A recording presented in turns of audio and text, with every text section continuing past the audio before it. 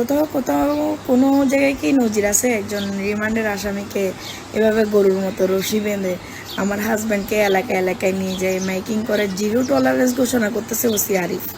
আসলে আমার হাজব্যান্ড কি কোরবানের গরু?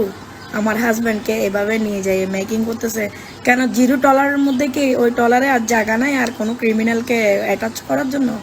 না, আমার সাজ্জাদকে আপনারা যেরকম ইচ্ছে এরকম করতেছেন। কোথাও কি নজির আছে যে মানে একজন রিমান্ডের আসামিকে এলাকা ভিত্তিক ঘুরায় ঘুরায় গরুর রশি বেঁধে মানে যেমন ইচ্ছা তেমন করতেছে প্রশাসন?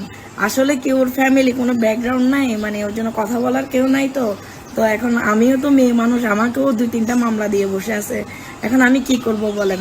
আমি আপনাদের উপর ছেড়ে দিছি। আপনাদের কি মনে হয় এটা কি মানে মানবাধিকার লঙ্ঘন হচ্ছে না আমার হাজবেন্ডকে যে এভাবে গরুর রশি দিয়ে বেঁধে এলাকায় এলাকায় নিয়ে গিয়ে আমার হাজবেন্ডকে অপমানি করা হচ্ছে কেন? আমি আপনাদের কাছে প্রশ্ন ছুড়ে দিলাম, আমার হাজবেন্ড যদি অপরাধী হয় আমার হাজবেন্ডের বিচার আদালত করবে। ওসি আরিফ আমার হাজবেন্ডকে অ্যারেস্ট করে নাই, আমার হাজবেন্ডকে সুচি অ্যারেস্ট করাইছিল। আমি এটা বারবার বলছি যে ওসি আরিফের কোনো ওইখানে সুযোগই নাই। বসুন্ধরা সিটিতে আমরা ঘুরতে গেছি, ওই অবস্থায় আমার হাজবেন্ডকে সুচি দেখছে। দেখার পরে ওইখানে সিকিউরিটি গার্ড রুমে নিয়ে যাওয়ার পরে আমরা 3 ঘন্টা পরে পুলিশ আসছে, 3 ঘন্টা পরে আমি এবং আমার স্বামী একসাথে অ্যারেস্ট হই। আমি পরের দিন ছুটে আসি।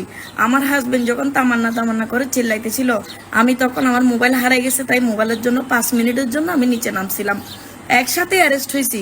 ওসি আরিফ বা সিএমপির কোনো কমিশনার আমার হাজবেন্ডকে অ্যারেস্ট করে নাই, কিন্তু ওরা সিম্পেথি নেওয়ার জন্য আমার হাজবেন্ডকে আজকে রাস্তায় নামাইয়ে আমার হাজবেন্ডকে এত অপমান না করে উনি কি গুলি করে মারতে পারতেছে না?